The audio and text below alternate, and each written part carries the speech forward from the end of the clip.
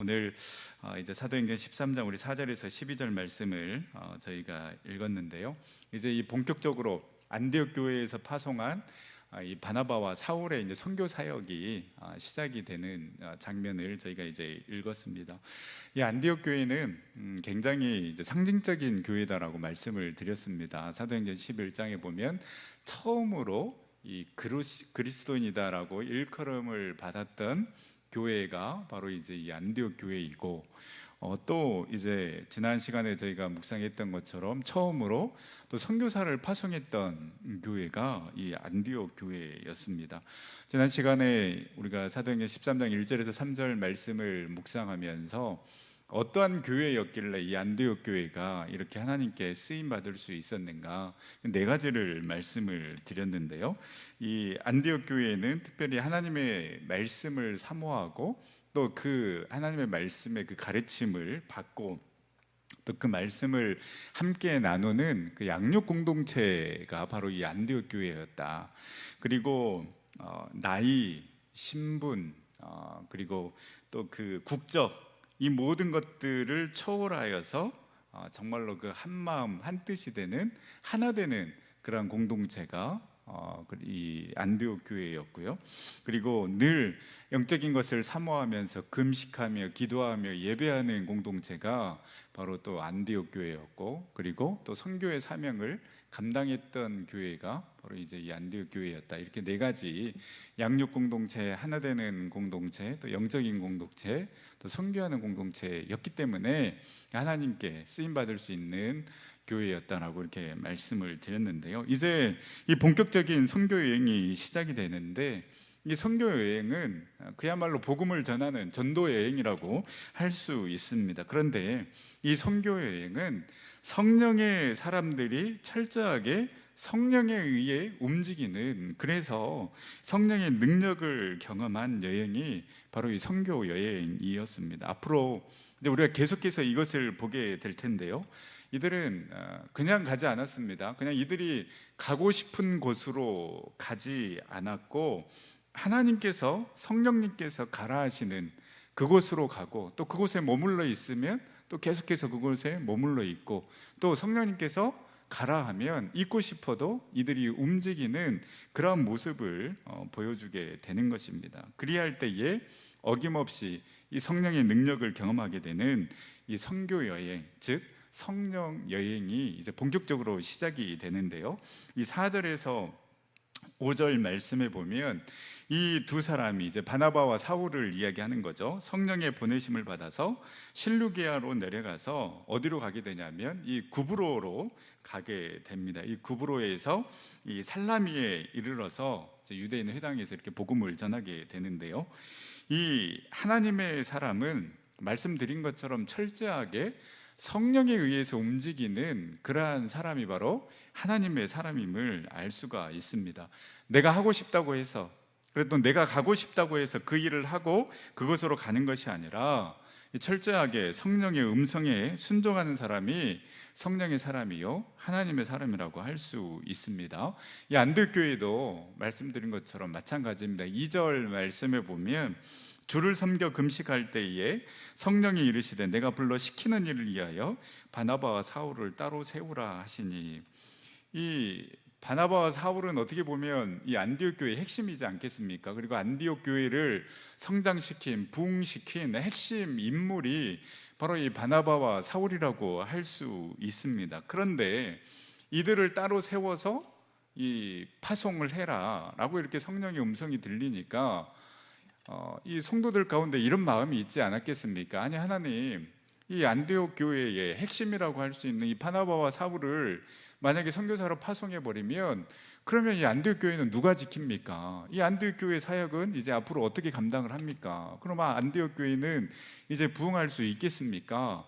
라는 이러한 그 걱정과 염려가 당연히 있지 않았겠습니까? 그런데 이 안디옥 교회는 하나님께서, 성령님께서 이들을 파송하라고 하니까 금식하며 기도하면서 이들을 파송하는, 정말 그 성령의 음성에 순종하는 그런 모습을 보여주게 됩니다. 우리는 다 우리 나름대로의 그런 생각을 가지고 있습니다. 그래서 꼭 이렇게 해야 하고 이거는 이렇게 돼야 하는 그런 생각들이 많이 있습니다. 그리고 또 이 사람은 이래서 안 되고 저 사람은 저래서 안 된다라는 그런 다 나름의 이유를 가지고 우리가 판단을 하고 생각을 하게 됩니다. 그런데 안디옥 교회는 이렇게 다양한 사람들이 신분이나 국적이나 또 나이를 이렇게 초월하여서 이렇게 다양한 사람들이 모여 있는데, 그것을 초월하여서 이 하나가 되는 그러한 공동체가 될 수 있었던 것은 이들의 생각 얼마나 다양하겠습니까? 다양한 국적의 사람들, 아프리카에서 온 사람들도 있고 또 정통 유대인들도 있고, 그러니까 요즘 아무리 우리가 다문화 사회 가운데 살아가고 있다 할지라도요, 살아가는 것과 이들이 함께하면서 하나 되는 것과는 엄청나게 다른 것 아니겠습니까? 너무나도 문화가 다르고 생각이 다르고 쭉 경험해왔던 것들이 다른데, 이 한 공동체 안에서 이게 하나가 된다라는 거 굉장히 어려운 일인데, 이렇게 하나가 될 수 있었던 것은 그들의 경험과 그들의 생각, 그들의 지식으로 판단한 것이 아니라 각자의 그 편견에서 벗어나서, 그들의 경험에서 벗어나서 서로를 인정했을 때에 하나가 될 수 있었고, 하나가 됐기 때문에 더 큰 성령님의 능력의 역사를 경험할 수 있었던 것입니다. 여러분, 우리의 삶도, 우리의 공동체도 마찬가지입니다. 내가 잡고 있으면, 내 생각에만 머물러 있으면 우리는 절대 더 큰 역사를 경험하지 못하는 것입니다. 그 편견과 그 고집을 깨고 순종할 때에, 그리고 온전히 나를 내려놓고 비울 때에 비로소 하나님의 은혜로 채워지는 그 놀라운 은혜를 경험하게 될 줄 믿습니다. 만약에 이 안디옥 교회가 이 바나바와 사울을 붙잡고 있었다라면 우리는 절대 안 됩니다.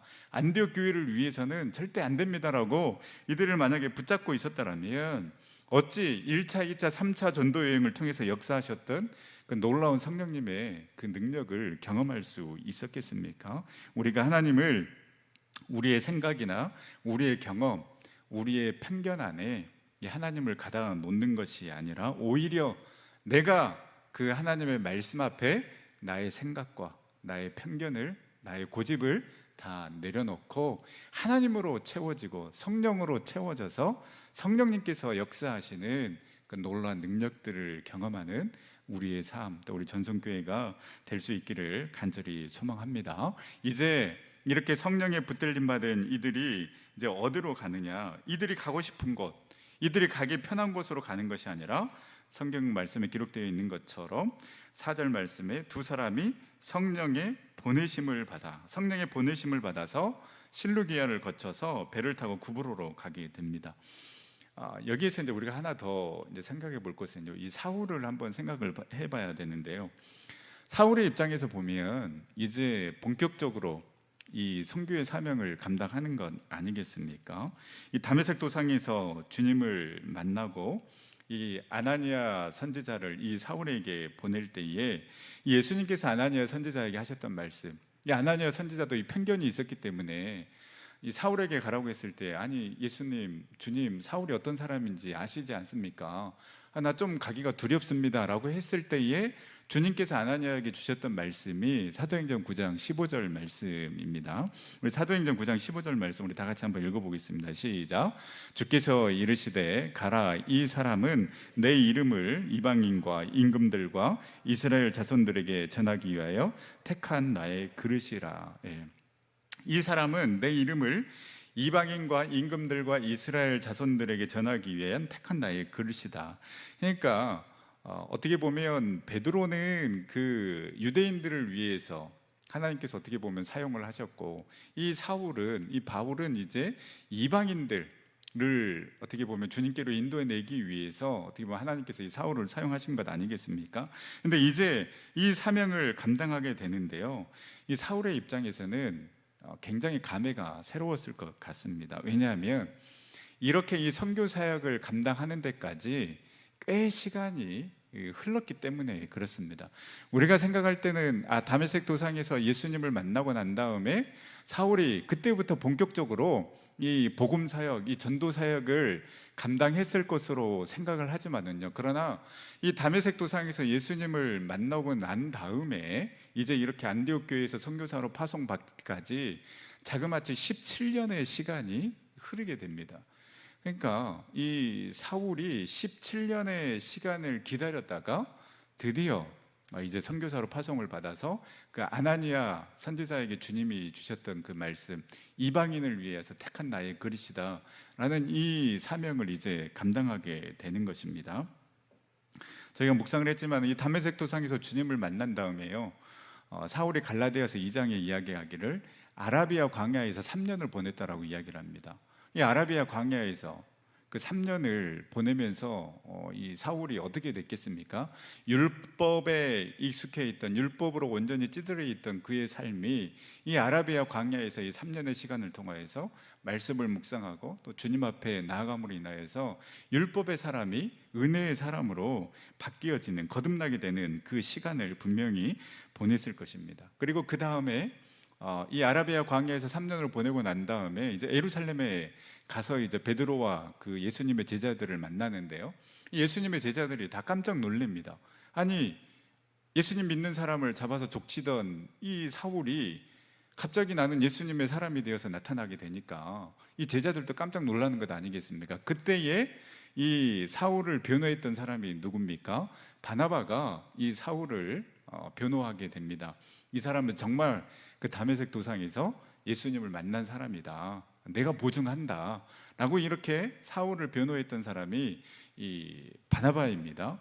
그리고 이제 사울이 예루살렘에서 이 제자들을 만나고 난 다음에 예루살렘에서 너무 뜨거우니까 이 복음을 전하게 되는데, 당연히 이 유대인들의 타깃이 되지 않았겠습니까? 배신자이기 때문에 이 유대인들이 다 이 사울을 죽이려고 하니까 이 형제들이 이 사울을 고향 다소로 보내게 됩니다. 사도행전 9장 30절 말씀에 보면 형제들이 알고 가이사랴로 데리고 내려가서 다소로 보내니라. 위험할 것 같으니까 이대로 이 사울이 예루살렘에서 계속 복음을 전하는 그 사역을 감당하다가는 유대인들에게 반드시 죽을 것 같으니까 이 예수님을 믿는 형제들이 안 되겠다, 당신 일단은 고향으로 내려가라 해서 고향 다소로 내려가게 됩니다. 그러면서 이 고향 다소에서 직거 생활을 하게 되는데, 장어같이 몇 년을 이 고향 다소에 있느냐, 13년이라는 시간을 이 고향 다소에서 보내게 됩니다. 참 답답했을 것 같아요. 저 같으면 아니 하나님, 아니 당신 하나님의 사람으로 나를 이렇게 변화시켰으면 뭔가 사역을 하게끔 해야 되지 않습니까? 왜 또 나를 이 고향에 또 처박아 놓습니까? 라고 이렇게 분명히 따질 만도 한데, 사울은 또 그 13년의 시간을 이 고향 다소에서 보내게 되고요, 때가 됐을 때에 누구를 통하여서, 바나바를 통하여서, 이 바나바가 안디옥 교회에 파송을 받고 이 사역을 하다 보니까 이제 자기 혼자 힘으로는 안 될 것 같아서 사울을 생각해 낸 겁니다. 그래서 다소로 내려가서 이 사울을 데리고 와서 이 안디옥 교회에서 1년 동안 공동 목회를 하게 되고, 그리고 이제 13장에서 바나바와 사울이 파송을 받게 되는 것입니다. 자그마치 17년의 시간이 흐르고 난 다음에 드디어 본격적으로 사명을 감당하게 된 것입니다. 여러분, 이 17년의 시간, 이 기다림의 시간이 헛된 시간일까요? 하나님께서 원하시는 가장 적절한 타이밍인 줄 여러분 믿으시기를 바랍니다. 때로는 이 광야의 시간이 필요합니다. 이 시간을 통하여서 나의 고집과 나의 경험을 다 내려놓고 하나님으로 채워지는 그 시간이기 때문에 이 광야의 시간이 누구에게나 다 필요하다라는 것입니다.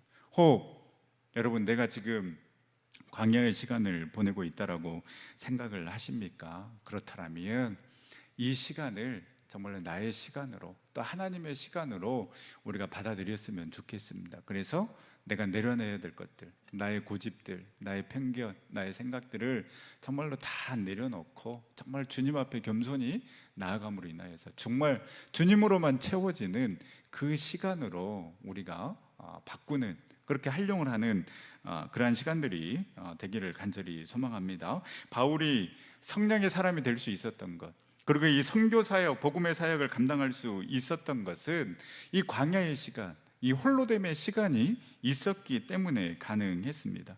사울은요, 인간적인 조건으로 보면 너무나도 완벽한 사람입니다.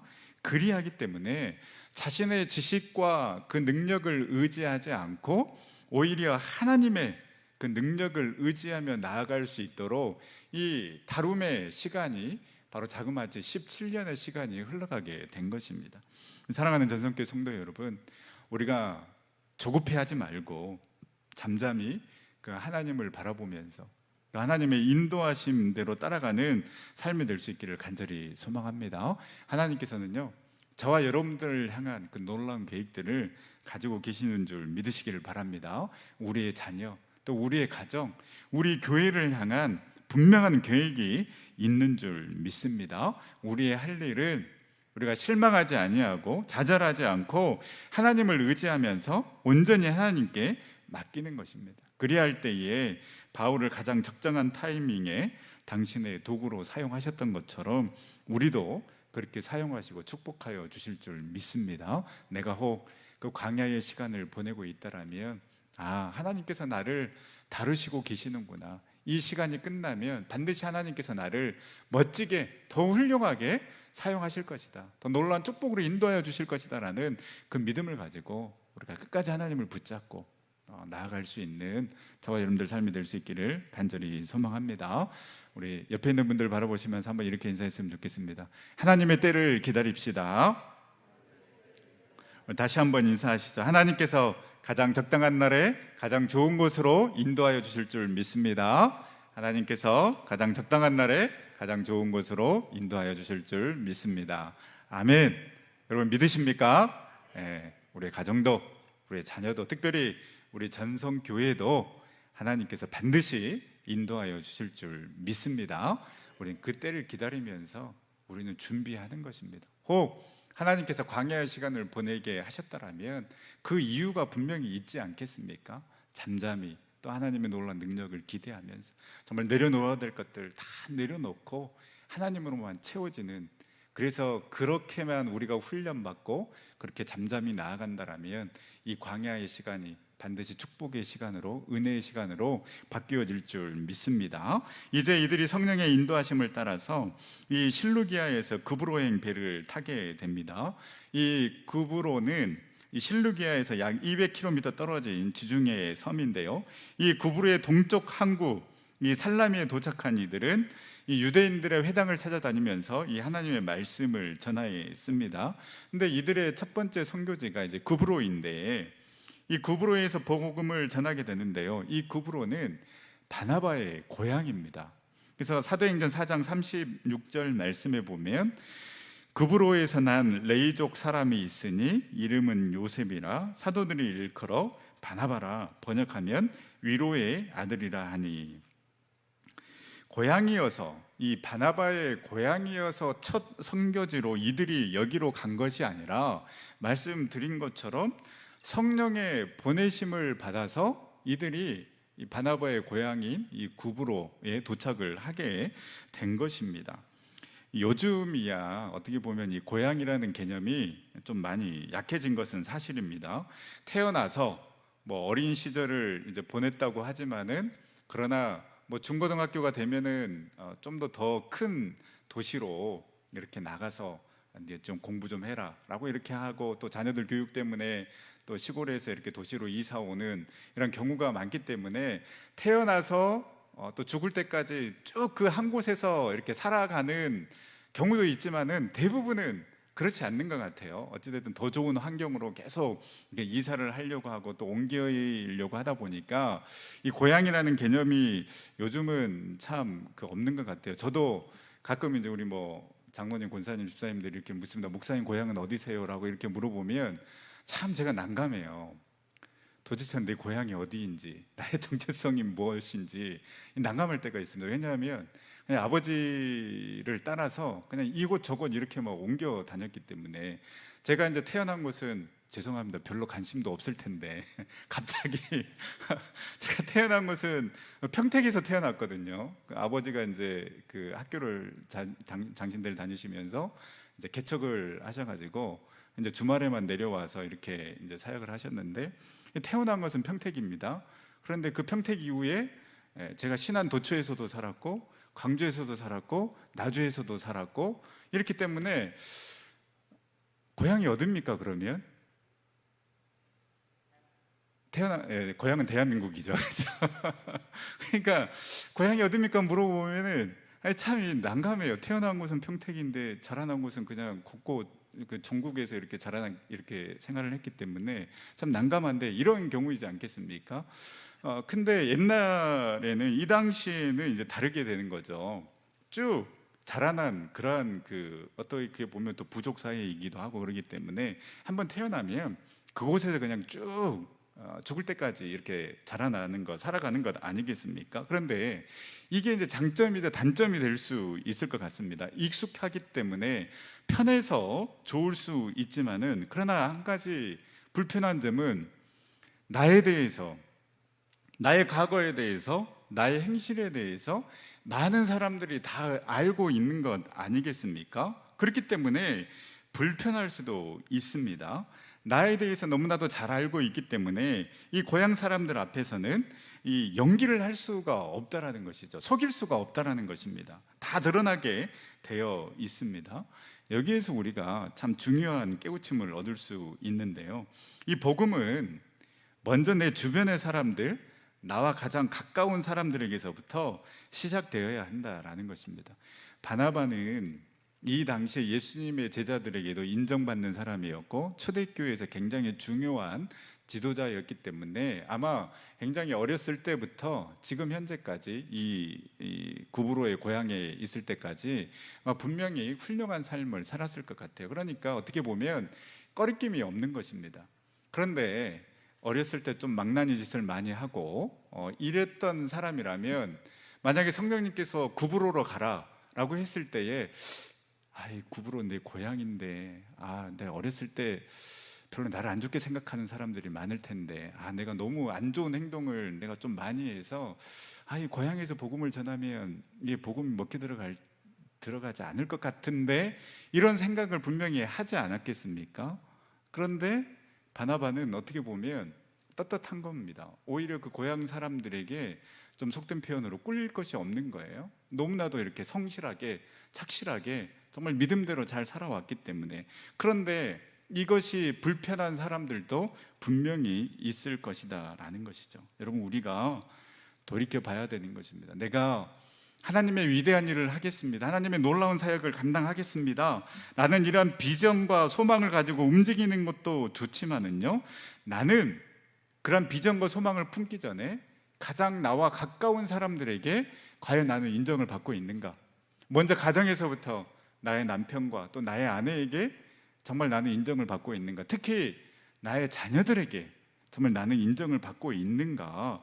우리의 모습을 한번 돌이켜 봐야 한다라는 것이죠. 특별히 정말 우리가요, 자녀들에게 인정을 받는다라고 하면 정말 그 사람은 정말 대단한, 어떻게 보면은 그 믿음을 인정받을 수 있는 것이죠. 그런데 안타까운 것은 이 자녀들에게 인정받지 못한 그런 부모님들이 많이 있다라는 것이죠. 그래서 어렸을 때는 어쩔 수 없이 또 부모가 가자고 해서 교회를 다니지만, 이제 그 아이들이 이제 다 보고 판단하는 것 아니겠습니까? 그 속으로 우리 아버지, 우리 부모님이 믿는 저렇게 예수님을 믿고 저렇게 교회를 다닌다라면 나는 그런 예수는 믿지 않겠다라는 그러한 혹, 전성교회는 없겠지만 이런 마음을 가진 자녀들이 있다라면 부모인 우리가 얼마나 그 자녀들에게 큰 상처를 준 것이 되는 것입니까? 그렇기 때문에 내 주위에, 정말 내 가정에서부터 내가 정말 그 예수 그리스도의 향기를 드러내고 정말 그 예수님의 참된 그리스도인으로서 살아가고 있는가, 인정받는가를 우리가 한번 자문해 봐야 하겠습니다. 직장에서도 마찬가지죠. 어떻게 저런 분이 교회를 다니지라는 그런 말을 가까운 사람들에게 듣는다라면 정말 우리가 하나님의 영광을 가리우고 있는 것 아니겠습니까? 우리가 어느 자리에서든지 그리스도인인 것처럼 보이는 그런 연기자의 삶을 살아가는 것이 아니라 주님의 향기를 드러내는 참된 그리스도인의 삶을 살아갈 수 있기를 간절히 소망합니다. 그래서 정말로 내 가까운 사람들에게서부터 인정받는, 당신이야말로 정말 진정한 그리스도입니다. 당신이 믿는 그 하나님, 우리 부모님이 믿는 그 하나님, 나도 저렇게 믿어야 되겠다. 여러분, 일단은 우리 가까이에 있는 그 사람들에게 우리가 인정을 받고 그 사람이 어떠한 곳에든지 복음을 전할 수 있는 것 아니겠습니까? 그래서 우리가 정말 그러한 사람들이 다 될 수 있기를 간절히 소망합니다. 이렇게 구브로 살라미 회당에서 복음을 전한 이들이 이제 또 어디로 가게 되냐면요, 이곳에서 구브로에서 살라미에서 180km 떨어진 이 서쪽 항구 바보로 이렇게 가게 됩니다. 이 바보에는 이 구브로 섬을 통치하는 이 로마 총독의 간저가 있었고요. 그렇기 때문에 당시의 총독이 이 서기오 바울이었습니다. 여기에 6절에 보면 이 바나바와 사울은 바에수라는 이 유대인 거짓 선지자 마술사를 만나게 되는데요. 이 마술사는 어떻게 보면 무당, 이 점성술사라고 이렇게 보시면 되겠습니다. 그런데 이 마술사가요, 본인 스스로 무엇이라고 하냐면 바에수라고 이렇게 칭했는데요. 이 바에수는 여호수아의 아들이라는 그런 뜻이고요. 히브리식으로 표현하면 이 여호수아는 구원자다라는 그런 뜻이고, 헬라식으로 표현하면 예수인 것입니다. 그러니까 이 사람은 내가 구원자의 아들이다, 스스로 구원자 예수를 사칭하고 다녔던 그러한 점쟁이 마술사라고 보시면 되겠습니다. 그런데 신기하게 이러한 사람들을 따르는 사람들이 많다라는 거예요. 더 아이러니한 것은 배웠다는 사람들, 그리고 지도자들이 오히려 이러한 미신을 더 맹신한다라는 것이 참 아이러니합니다. 정치인들도 이렇게 굉장히 이 점쟁이들 오히려 신뢰한다고 그래요. 그래서 선거철이 되면 그 용하다라는 점쟁이를 찾아가서 내가 이번에 당선되겠느냐, 떨어지겠느냐 라는 이런 것들을 굉장히 많이 묻는다고 하지 않습니까? 요즘 이제 한참 뜨고 있는 우리 윤모 씨도 유력일간지 회장님과 함께 점쟁이를 대동하에서 만났다라는 그런 이야기가 있지 않습니까? 그러면 이 회장님이 무엇을 물었겠습니까? 이 점쟁이한테 이분이 과연 왕이 될 상이냐라고 이렇게 묻지 않았겠습니까? 여러분, 대통령이 될 사람인지 아닌지는 그 사람이 걸어온 행적, 그리고 어떠한 비전을 이야기하는가, 그리고 정말 그 비전을 실천할 그러한 능력이 있는가, 이것을 검증해 보고 결정해야지. 그 중요한 것을 결정하는데 이 점쟁이의 말을 믿는다라는 게, 여러분, 이게 요즘 같은 21세기에 이게 참 가능한 일인가라는 그런 생각이 드는데요. 또 한편으로 보면 예수 믿는 사람들이 그렇게 점쟁이들을 많이 찾아간다고 그래요. 이게 참 얼마나 아이러니합니까? 점쟁이가 저한테 연락이 왔는데요, 제발 예수 믿는 사람들 제발 찾아오지 말으라고, 찾아오지 않았으면 좋겠다고 저한테 연락이 왔습니다. 여러분, 찾아가지 마시길 바랍니다. 뻔한 거, 그냥 몇 가지 그 질문 가운데 하나 얻어 걸린 거, 그것 가지고 우리 용하다라고 이렇게 착각을 하게 되는 것 아니겠습니까? 여러분, 우리의 살 길은 오직 하나님의 말씀에 있는 줄 믿으시길 바랍니다. 우리 7절 말씀을 한번 다 같이 읽어보겠습니다. 7절 말씀 읽겠습니다. 시작. 그가 총독 서기오 바울과 함께 있으니 서기오 바울은 지혜 있는 사람이라 바나바와 사울을 불러 하나님의 말씀을 듣고자 하더라. 아멘. 하나님의 말씀을 듣고자 하더라.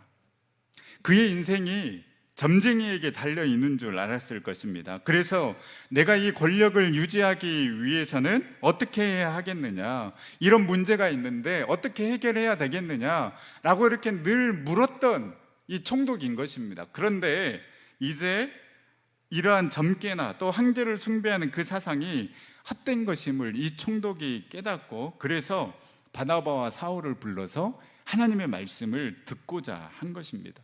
점쟁이가 우리의 삶을 인도하는 것이 아니라 우리의 삶의 안내자는 오직 예수 그리스도 한 분밖에 없는 줄 여러분 믿으시기를 바랍니다. 내가 곧 길이요 진리요 생명이다라고 말씀하셨습니다. 자기 인생도 모르는 사람이 어떻게 남의 인생을 알 수 있겠습니까? 자기 인생도 구원하지 못하는 사람이 어떻게 남의 인생을 구원할 수 있겠습니까? 오직 예수 그리스도 외에는 구원받을 만한 이름을 우리에게 주신 일이 없는 줄 믿으시기를 바랍니다. 그래야 하기 때문에 그 예수 그리스도의 말씀이 진정으로 우리를 살리고, 그 말씀이 우리의 길이요, 그 말씀이 변치 않는 진리의 말씀이요, 그 말씀을 듣고 행하는 자에게 놀란 능력이 임하는 줄 여러분 믿으시기를 바랍니다. 이렇게 바울 총독이 바나바와 사울에 초청해서 말씀을 들으려고 하니까 이 마술사가 가만히 있겠습니까?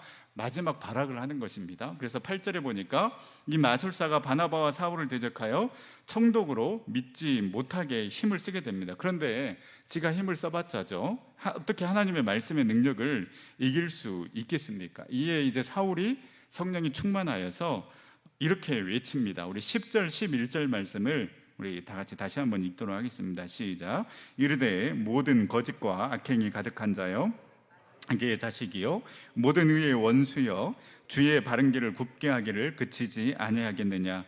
보라, 이제 주의 손이 내 위에 있으니 네가 맹인이 되어 얼마 동안 해를 보지 못하리라 하니, 즉시 안개와 어둠이 그를 덮어 인도할 사람을 두루 구하는지라.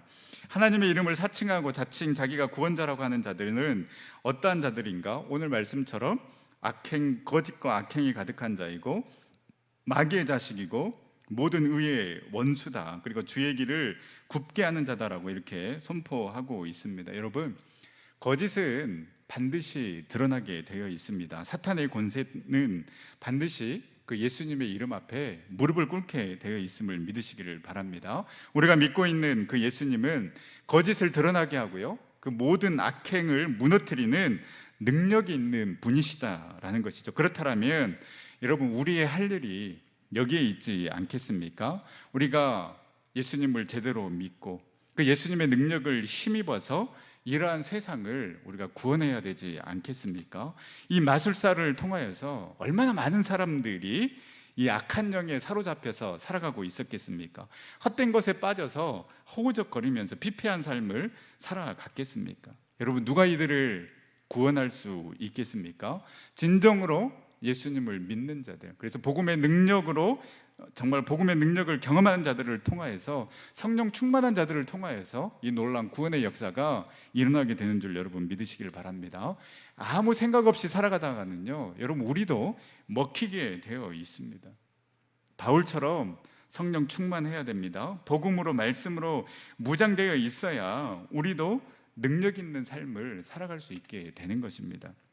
진짜 우리 애가 째째하게 살지 말고요, 오늘 말씀처럼, 오늘 바울이 담대하게 선포하였던 것처럼, 그래서 그 거짓 영에 사로잡혀서 살아가는 자들, 욕망대로 살아가는 자들, 목표 없이 살아가는 자들을 주님 품으로 인도해 냈던 것처럼, 저와 여러분들도 그 복음의 능력으로 정말 가득 차서 성령 충만하여서 정말 이 거짓 영에 사로잡혀 있는 자들, 정말, 그리고 목적 없이 방황하는 그 자들을 우리 주님께로 인도해내는 그런 능력 있는 그런 그리스도인들이 다 될 수 있기를 간절히 소망합니다. 그래서 오늘 이 마술사에게 선포했던 이 선포가 우리의 선포가 됐으면 좋겠습니다. 담대하게 능력 있게 그 예수님의 복음을 선포하고, 그리고 이 베드로가 성전 미문에 앉아있는 그 안진뱅이에게 선포했던 것처럼, 은과 금은 내게 없거니와 내게 있는 것으로 너에게 주노니 그는 나사렛 예수 그리스도 이름으로 일어나 걸으라.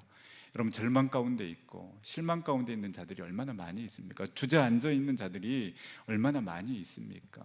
그런데 우리가 그 예수 그리스도로 채워져서, 복음의 능력으로 채워져서 우리가 세상 가운데, 세상 사람들에게 담대히 선포할 수 있는 그 사람이 여러분 진짜 능력의 그리스도인이지 않겠습니까? 그 사람이 정말 예수님의 제자이지 않겠습니까? 그런데 스스로 예수 믿는 것이 창피해서 드러내지도 못하고 정말 그렇게 째째하게 살아가는 사람이 어떻게 예수님을 믿는 사람이라고 할 수 있겠습니까? 우리가 믿는 그 예수 그리스도 능력 있는 분이시기 때문에 그 예수 그리스도 능력을 힘입어서 복음으로 정말 가득 채워져서 우리도 담대하게 세상을 향해서 선포할 수 있고, 예수 그리스도만이 우리의 구원자 되십니다. 너의 살 길은 이 예수님을 믿는 것이다. 나에게는 은과 금은 없지만은 내게 있는 것으로 너에게 주노니 곧 나사렛 예수 그리스도 이름으로 일어나 걸으라. 여러분, 우리가 세상 가운데 그 절망 가운데 주저앉아 있는 그 사람들에게 우리가 이렇게 선포할 수 있는 그런 복음의 능력, 멋진 그리스도인이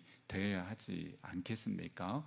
이 놀라운 능력, 정말로 예수 그리스도로 채워져서 또 성령 충만하여서 정말 이 담대하게 우리가 세상 가운데 이 복음을 선포하고 그 거짓 영에 사로잡혀 있는 자들, 목적 없이 목표 없이 방황하는 자들, 그리고 정말로 그 실망하여서 좌절하여서 주저앉아 있는 자들을 복음의 능력으로 예수 그리스도의 이름으로 일으켜 세우는 저와 여러분들의 삶이 될 수 있기를 간절히 소망합니다. 기도하겠습니다.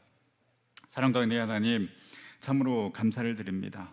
이 수요일 저녁에도 저희들 불러주시고 또 주님 전에 나와서 예배 드릴 수 있도록 인도하여 주시니 참으로 감사를 드립니다. 주님, 안디옥 교회가 그 하나님의 음성에 민감하게 반응하며 바나바와 사울을 따로 선교사로 파송하였던 것처럼 우리의 삶도, 우리의 교회도 그 성령님의 음성에 민감하게 반응하게 하여 주시옵소서. 우리의 편견과 고집 안에 우리 주님을 가다 놓는 어리석음 범치 않게 하여 주시옵시고, 우리의 편견과 고집을 깨고 하나님의 말씀에 순종하며 이웃을 사랑하는 삶 살아가게 하여 주시옵소서.